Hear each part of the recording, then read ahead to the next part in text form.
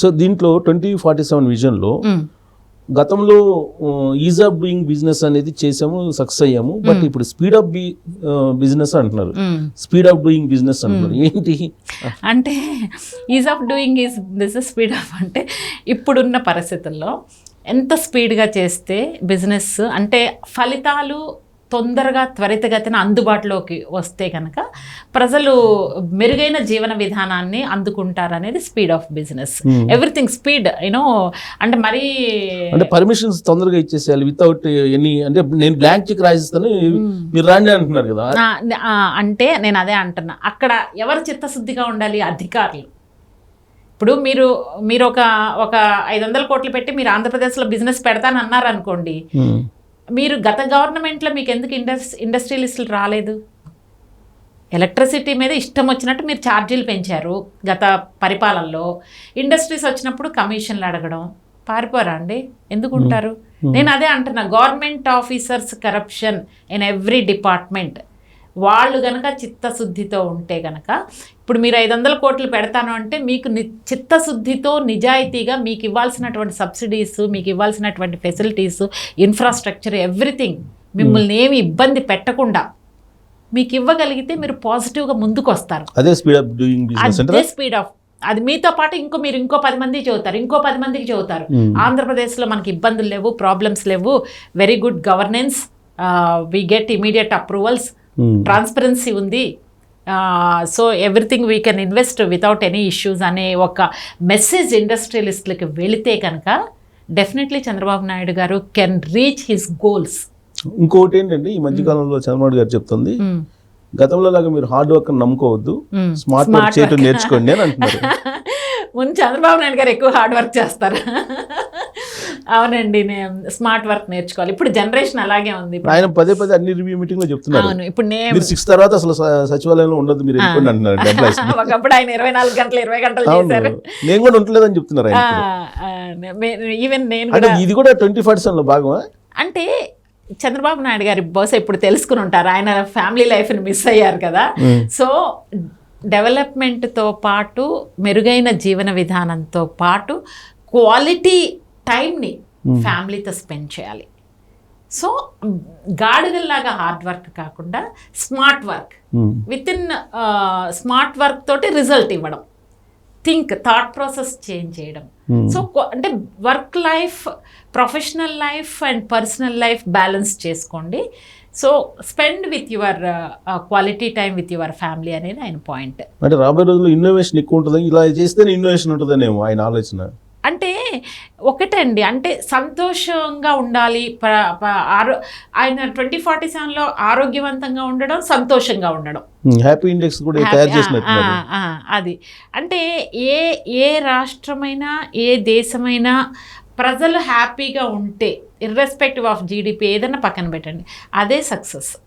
Okay, మీకు సంతోషం కన్నా మించింది, మీకు ఇప్పుడు 100 కోట్లు ఉన్నా కూడా మీకు పీస్ లేదనుకోండి, ఏం సంతోషం ఉంటుంది? ఎండ్ ఆఫ్ ద డే మీరు హ్యాపీగా ఉండడమే ఇంపార్టెంట్. నాకు తెలిసినంతవరకు స్పెసిఫిక్ గా ఇదే 2020కి 2047 difference. Maybe happy index, smart work 6 తర్వాత ఇంటికి వెళ్ళిపోండి. హ్యాపీ ఇండెక్స్ కూడా ఆయన టార్గెట్ చేశారు. ఆయన అసలు ఐఏఎస్ని అసలు పరిగెత్తించేవారు కదా గవర్నమెంట్ ని ఇంతకు ముందు 18 hours.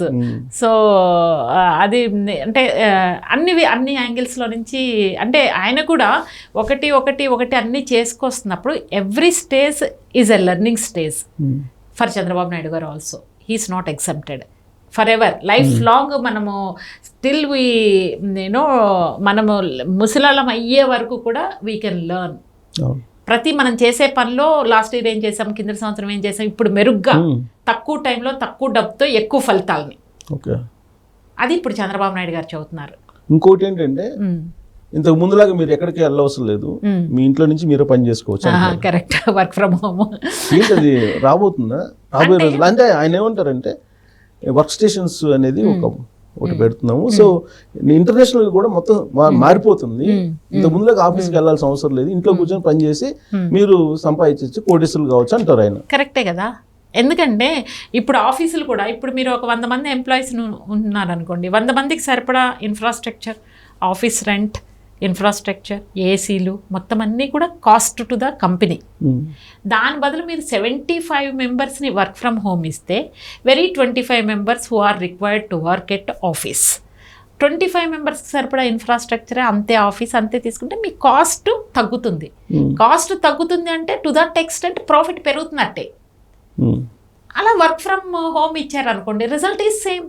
In fact work from home చేస్తే మీకు ఆఫీస్లో కన్నా కూడా వర్క్ ఫ్రమ్ హోమ్ చేస్తే you will get fine output, more than output what you are working in office. కానీ ఇప్పుడు ఆఫీసులో రమ్మంటున్నారు కదా మరి సాఫ్ట్వేర్ వాళ్ళు. అది దేనికి ఉండే దాట్ ఈస్ ఆల్సో ట్రూ. దేనికి ఉండే అడ్వాంటేజెస్, డిసడ్వాంటేజెస్ ఉన్నాయండి. ఆఫీస్కి వస్తే కనుక ఒక రకమైన ఎన్వైరన్మెంట్, కొలీగ్స్ డిస్కస్ చేసుకోవడం, మీటింగ్స్కి పర్సనల్గా అటెండ్ అవ్వడం, ఈవెన్ ఇంట్లో ఉన్నా కూడా వీడియో కాల్స్తో అవ్వచ్చు. కానీ ఆయన అనేది ఏంటంటే రాబోయే రోజుల్లో డీప్ టెక్ అనేది ఒకటి వస్తుంది, ఆర్టిఫిషియల్ ఇంటెలిజెన్స్ ఎన్ని వస్తున్నాయి కాబట్టి ఆఫీస్కి రమ్మని రాబోయే రోజుల్లో ఏ కంపెనీ మిమ్మల్ని పిలవదు. తర్వాత వేరే దేశంలో మీరు జాబ్ ఆపర్చునిటీ వచ్చినా ఇక్కడ నుంచి చేయొచ్చు, ఆంధ్రప్రదేశ్ లో నుంచి ఆంధ్రప్రదేశ్ దాటి వెళ్ళాల్సిన అవసరం లేదు, మీ ఇంట్లో కూర్చోవచ్చు అంటారు. కరెక్టే. అది టెక్నాలజీ డెవలప్ అయింది కదండి, కమ్యూనికేషన్ డెవలప్ అయింది. ఇప్పుడు వాట్సాప్లో నేను I can call my colleague, video call మాట్లాడచ్చు, ఏదైనా మాట్లాడచ్చు. టెక్నాలజీని యూజ్ చేసుకోవడమే. మెయిల్స్ ఉన్నాయి, ఎవ్రీథింగ్ విత్ ఇన్ సెకండ్స్లో we can talk to US people, Germany people. అంత డెవలప్ అయిపోయింది కదా. కంపెనీ వాళ్ళు పాలసీలు కూడా మార్చుకుంటారంటారా రాబోయే రోజుల్లో? ఆఫీసులో రావాల్సిన లేదు అనే కాన్సెప్ట్ డిపెండ్స్ అండి. మేనేజ్మెంట్ డిపెండ్, అది మేనేజ్మెంట్ థాట్ ప్రాసెస్.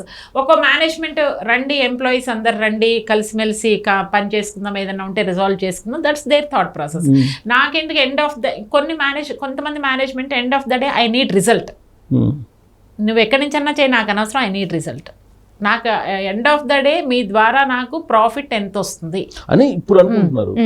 చంద్రబాబు గారు 2047లో ఆయన ఎజంప్షన్, ఆయన విజన్ ఏంటంటే రాబోయే రోజుల్లో ఎవరిని మీరు ఆఫీసులకు పిలవరు అనేది ఆయన విజన్. ఆయన చెప్పారంటే కరెక్టే ఉండొచ్చండి. ఆయన నాకు తెలిసి 7-8 ఏళ్ల కిందట ఒక స్టేట్మెంట్ ఇచ్చారు చంద్రబాబు నాయుడు గారు, రాబోయే కాలం అంతా ఎలక్ట్రిక్ వెహికలే. 7-8 ఏళ్ల కిందట ఆల్మోస్ట్ క్లోజ్ టు 10 years. అప్పట్లో ఎలక్ట్రిక్ వెహికల్ అంటే పెద్దగా ఎవరికి కూడా తెలియదు, ఓకే ఏదో బ్యాటరీతో నడుస్తుంది అని. ఇప్పుడు everyone is behind electric vehicle. దానివల్ల పొల్యూషన్ తగ్గుతుంది ఆ రోజునే చెప్పారు ఆయన. సో ఎవ్రీథింగ్ అంటే ఆయన నిరంతరం బహుశా పరిశోధన లేకపోతే ఆయనకి ఇచ్చే అడ్వైజర్స్ కావచ్చు, ఆయన దాని మీద వర్క్ చేసే విధానం కావచ్చు, నిరంతరము ఏం చెయ్యాలి. నేను అనుకోవడం, మొన్న లాస్ట్ టైం చంద్రబాబు నాయుడు గారు జైలుకి వెళ్ళి వచ్చిన తర్వాత అనూహ్యమైన స్పందన ప్రజల నుంచి వచ్చింది. అనూహ్యం, నాట్ ఓన్లీ ఇండియా అండి, ఈవెన్ అబ్రాడ్లో అన్ని చోట్ల నుంచి. ముఖ్యంగా ఆంధ్రప్రదేశ్ ప్రజలు బ్రహ్మరథం పట్టారు ఆయనకి. తెల్లవార్లు నుంచున్నారు ఆయన రాజమండ్రి నుంచి వచ్చేటప్పుడు. ఆయన నాకు తెలిసి అప్పుడే డిసైడ్ అయిపోయి ఉంటారు, వీళ్ళ కోసమే నేను బతకాలి, వీళ్ళ కోసమే నాకు స్ట్రెంగ్త్ ఉండాలి, వీళ్ళ కోసమే ఆంధ్రప్రదేశ్కి నేను సేవ చేసి నా రుణం తీర్చుకోవాలి, తెలుగు వాళ్ళకి, అందులో ఫస్ట్ ఆంధ్ర వాళ్ళకి నా రుణం తీర్చుకోవాలి అంటే ఆ ప్రజల యొక్క అభిమానం ఆయన్ని అలా డ్రైవ్ చేస్తుంది. ఆయన కూడా చెప్పారు కదా, నా జీవితం మొత్తం మీకే, మిగిలిన జీవితం మొత్తం కంప్లీట్ గాని ఆ ఫీలింగ్స్ అన్నమాట. సో ఇంకోటి ఏంటంటే ఆయన చెప్పేది రకరకాలుగా చెప్తూ వస్తూ మిమ్మల్ని అందరూ నేను కోటీశ్వరం చేస్తాను అంటున్నారు. అది ఏంటంటే జనరల్గా వినడానికి కొంచెం అందరికి కొంచెం ఏంటి ఇట్లా మాట్లాడుతున్నారో అని జనరల్గా ఫీలింగ్ కలుగుతుంది కదా. మరి దాన్ని ఎలా తీసుకోవాలి? ఇప్పుడు మేమందరం లక్షాధికారులం అవ్వలేదా అండి? మేము అనుకున్నాము అసలు ఎప్పుడన్నా, నేను చిన్నప్పుడు ఎప్పుడన్నా అనుకున్నాను, డిగ్రీ చదువుతున్నప్పుడు నేను 1 లక్ష రూపాయలు సంపాదిస్తానని ఎప్పుడన్నా అసలు కలలో కూడా అనుకుని ఉంటానా? అనుకుని ఉండను కదా, పాసిబుల్ అయింది కదా. నన్ను నేను ఎగ్జాంపుల్గా చెప్తున్నా. సో ఎందుకు 1 కోటి రూపాయలు అంటే డెఫినెట్గా anybody can earn. Chandrababu Naidu గారు చెప్పారంటే ఆయన ఆలోచించే చెప్తారు. ఆయన ఒక మాట మాట్లాడారు అంటే దెర్ ఇస్ ఎ బేస్. అందరినీ ఆంధ్రప్రదేశ్లో ఉన్న అందరినీ కోటీశ్వరం చేస్తానని చెప్తున్నారు. ఉండొచ్చండి, ఆయనకి ఏదో ఆలోచన ఉంటుంది, ఆయన ఏదో ఇంప్లిమెంట్ చేస్తారు. ఆయన ఇవన్నీ 2047లో భాగంగా ఆయన భగవంతుడు ఆయనకి ఆరోగ్యాలు ఇవ్వాలి, స్ట్రెంగ్త్ ఇవ్వాలి, పనిచేసే స్ట్రెంగ్త్ ఆయనకి రావాలి. ఎందుకంటే ఇప్పుడు కొంచెం ఏజ్ వస్తుంది కాబట్టి. అది వస్తే కనుక ఆంధ్ర రాష్ట్ర ప్రజలు అదృష్టవంతులు. అది ఆయన పాపం ప్రజలు తిరస్కరిస్తే ఇంట్లో హ్యాపీగా దేవాంశతో ఆడుకుంటారు, భార్య పిల్లలతో స్పెండ్ చేస్తారు, ఆయనకేం నష్టం. అదే చెప్పారు కదా ఎలక్షన్ ముందు, అదే చెప్పారు ఆయన, అదే చెప్పారు ఎలక్షన్ ముందు. అయితే ఇక్కడ కోటీశ్వరులు చేస్తానని చెప్పడంతో పాటు అదేదో వేగ్గా చెప్పలే ఆయన. P4 ఫార్ములా అనేది ఒకటి తయారు చేశాను, ఈ P4 ఫార్ములాని ఇంప్లిమెంట్ చేయడం ద్వారా మిమ్మల్ని అందరినీ కోటీశ్వరులు చేస్తాను అంటున్నారు. ఈ P4 ఫార్ములా గురించి మీరు ఏమైనా స్టడీ చేశారా? నేను ఇంకా స్టడీ చేయలేదండి. ఏలా, వెరీ సింపుల్. అది P4 ఫార్ములా అంటే ఇప్పటి వరకు మనం PPP మోడ్ అంటే పబ్లిక్ ప్రైవేట్ పార్ట్నర్షిప్, దీనికి public private poor participation, poor అనేది యాడ్ చేశారు. ఓకే ఓకే, పూర్ పార్టిసిపేషన్ అంటే ఓకే, బిలో పవర్టీ లైన్ వాళ్ళని కూడా పార్టిసిపేట్ చేసి ఇండస్ట్రియలిస్టులు చేయాలండి ఆయన ఆలోచన. వాళ్ళని ఎలా చేస్తారండి, ఎందుకంటే ఉమెన్ కి ఒకటి చేశారు కదా ఆయన, ఏది పూర్ ఉమెన్ కి డ్వాక్రా చేసినప్పుడు ఆ మహిళలు స్వతంత్రంగా ఆర్థికంగా వాళ్ళంతట వాళ్ళు నిలబడగలరు అని వాళ్ళు ఎప్పుడు అనుకోలే. అసలు అప్పుడు నేను ఇనిషియల్ స్టేజ్ లో చేరడానికి కూడా నామూష ఫీల్ అయ్యారు చాలా మంది డ్వాక్రాలో. నేను అప్పుడు ఉన్న డ్రైవ్, పాపం ఆయన డ్రైవ్ చేస్తే అసలు ఎవరు ఒప్పుకోలే, చాలా వ్యతిరేకించారు. మరి ఆ రోజున ఆయన డ్వాక్రా మహిళలు అంటే అట్టడుగు వర్గాల కింద ఉన్నటువంటి మహిళల్ని ఆర్థికంగా పైకి తీసుకొచ్చే విధంగా ఆయన నిర్ణయాలు తీసుకొని స్వతంత్రంగా ఉండే స్థాయికి తీసుకొచ్చారు కదా. సో ఇన్ దోస్ డేస్, ఎప్పుడో 20 years back, so we can expect this also. కోటీశ్వరులు చేస్తారు, పూర్ పీపుల్ అంటే ఎస్ ఇండస్ట్రియలిస్టులు చేస్తారంటున్నారు. ఎలా ఆయన చెప్పేది ఏంటంటే పబ్లిక్ ప్రైవేట్ పార్ట్నర్షిప్లో పూర్ని చేర్చారు. సో ఒక ప్రాజెక్ట్ తీసుకున్నారు అనుకోండి, గవర్నమెంట్కి సంబంధించిన ప్రాజెక్ట్స్, అది తీసుకుంటే ప్రైవేట్ పబ్లిక్ పార్టిసిపేషన్లో పూర్ పీపుల్ని వాళ్ళే వచ్చి పని చేసుకుంటారు. దాంట్లో వచ్చే ప్రాఫిట్స్లో వీళ్ళకి షేర్ ఇచ్చేటట్టు ఆయన ప్లాన్ చేస్తున్నారు. సూపర్ కదా.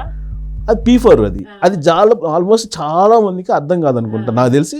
ఒకవేళ అర్థమైనా అది సాధ్యం కాదని అంటారు. అంటే అది ఇప్పుడు పూర్ పీపుల్ ని అందులో ఇన్వాల్వ్ చేస్తే ఏంటంటే, ఇప్పుడు ఈ 4P ప్రాసెస్ లో ఇన్వెస్ట్మెంట్ చేసేవాళ్ళు, ఎంప్లాయ్మెంట్, పూర్ పీపుల్ అందరూ కలిసి సమిష్టిగా పనిచేస్తారు. అవును, సమిష్టిగా పనిచేయడంలో ఆ పర్టికులర్ ఆర్గనైజేషన్ కానీ ఏదన్నా ఆ సంస్థ కానీ ప్రాఫిట్ లోకి వస్తుంది. ఆ ప్రాఫిట్ లోకి వచ్చినప్పుడు కొంత షేర్ అనేది ఈ పూర్ పీపుల్ ఎవరైతే ఉన్నారో వాళ్ళ యొక్క పనికి తగ్గట్టుగా వాళ్ళకున్న నార్మ్స్ ప్రకారం ఏదైతే అగ్రిమెంట్స్ అవి ఉంటాయో దాని ప్రకారం వాళ్ళ జీతంతో పాటు వాళ్ళ షేర్ వాళ్ళకి వస్తుంది. అంటే ఇది ఫర్ ఎగ్జాంపుల్ షేర్స్ అండి, ఎంప్లాయీస్ కి ప్రైవేట్ ఆర్గనైజేషన్ లో షేర్స్ ఇస్తారు, కోటీశ్వర్లు అవుతారు. సేమ్ దాని కండిషన్ పెట్టి P4 దానికి ఒప్పుకున్న వాళ్ళకే ఈ గవర్నమెంట్ కి సంబంధించిన ప్రాజెక్టులు ఇస్తారు, ఫస్ట్ ప్రయారిటీ అని చెప్తున్నారు. సో ఈ P4ని కనుక ఇంప్లిమెంట్ చేస్తే వికసిత భారత్ లక్ష్యాన్ని కూడా నరేంద్ర మోడీ గారు చేరుకోగలరు అని చెప్పి చెబుతారు చంద్రబాబు గారు. దీనికి అనుసంధానం ఆయన ఈ స్వర్ణ 2047 స్వర్ణాంధ్ర అనేది 2047 వికసిత భారత్ కి అనుసంధానం చేయాలని. అంటే ఇప్పుడు ఆయన వికసిత భారత్ 2047 అంటే నరేంద్ర మోడీ గారు అన్ని రాష్ట్రాలు చిత్తశుద్ధితో, సీరియస్నెస్ తో, కమిట్మెంట్ తో చాలా సీరియస్ గా ఆర్థికంగా రాష్ట్రాన్ని ఏ విధంగా అభివృద్ధి చేయాలి, విజన్ 2047 నరేంద్ర మోడీ గారి వ్యూ ఎలా ఉందో, విజన్ ఎలా ఉందో, దానికి 29 రాష్ట్రాలు, యూనియన్ టెరిటరీ అన్ని కూడా సమిష్టి కృషి చేస్తేనే we can meet that target. So దానికి అందులో భాగంగా చంద్రబాబు నాయుడు గారు ఆంధ్రప్రదేశ్ ని టార్గెట్ గా పెట్టుకున్నారు. సో 2047కి $1 trillion కావాలి అక్కడ ఇన్కమ్ అని అంటారు. సాధ్యమేనా? పాసిబిలిటీ ఉందండి. ఎందుకనంటే ఇప్పుడు వరల్డ్ ఎకానమీ మొత్తం కూడా చూస్తే మీరు మొత్తం వరల్డ్ అంతా వొలటైల్ సిచ్యుయేషన్ లో ఉంది బికాస్ ఆఫ్ వార్స్. ఇటు వెస్ట్ లో నడుస్తుంది, ఒక పక్కన రష్యా, ఇవన్నీ మొత్తం వార్ విపరీతంగా నడుస్తుంది. అన్సర్టైన్ స్టేట్ లో ఉంది వరల్డ్ మొత్తం. But still India is growing. మొన్న సెకండ్ క్వార్టర్ లో మనకి 5.4% వచ్చి తగ్గింది. But that is temporary. అంతకుముందు మనకి 6+ వచ్చింది. Q1, Q2 తగ్గింది, Q3 ఇప్పుడు చూడాలి. అంటే ఆర్బీఐ అంచనాల కన్నా కూడా తక్కువగా మన ప్రాఫిట్ మనకి తగ్గింది GDP. క్వార్టర్లో జీడిపి. ఓకే. సో దాన్ని ఈవెన్ అలాంటి సిచ్యుయేషన్ లో కూడా మనకి యాక్చువల్గా టార్గెట్ 6+ ఉంది, దాని 5+ వచ్చేసరికి తగ్గిందని మనం మాట్లాడుకుంటున్నాం. But Nirmala Sitharaman what she said that is a temporary లో అని అంటున్నారు. Q4 ఉంది కదా. సో నెక్స్ట్ Q3 లో చూడాలి, Q4 కి చూడాలి. చూస్తే కనుక మనం గ్రోయింగ్ లోనే ఉన్నాం. ఆ గ్రోయింగ్ ప్రాసెస్ లో కొంచెం తక్కువ ఎక్కువ ఉంది. దాన్ని అధిగమించగలిగితే కనుక డెఫినెట్ గా మనం we can reach that target అండి. అంటే చాలా స్ట్రిక్ట్ గా సంస్కరణల్ని దేశవ్యాప్తంగా అమలు చేయాలి మనం. ఒక్క ఆంధ్రప్రదేశే కాదు, అన్ని రాష్ట్రాలు కూడా ఒక సిస్టమాటిక్ ప్రాసెస్ లో మనం వెళ్తేనే ఆ టార్గెట్ అనేది మనం రీచ్ అవ్వగలం. అంటే డిమాండ్ పెరగాలి, డిమాండ్తో పాటు సప్లై పెరగాలి. ఏ సర్వీసెస్ కావచ్చు, ఉత్పాదక రంగం కావచ్చు, ఏదైనా కూడా డిమాండ్ పెరగాలి. డిమాండ్ పెరిగితే సప్లై పెరుగుతుంది, సప్లై పెరగాలంటే కొనడం, ఎకానమీలో మనీ ఫ్లో అవ్వాలండి. ఓకే.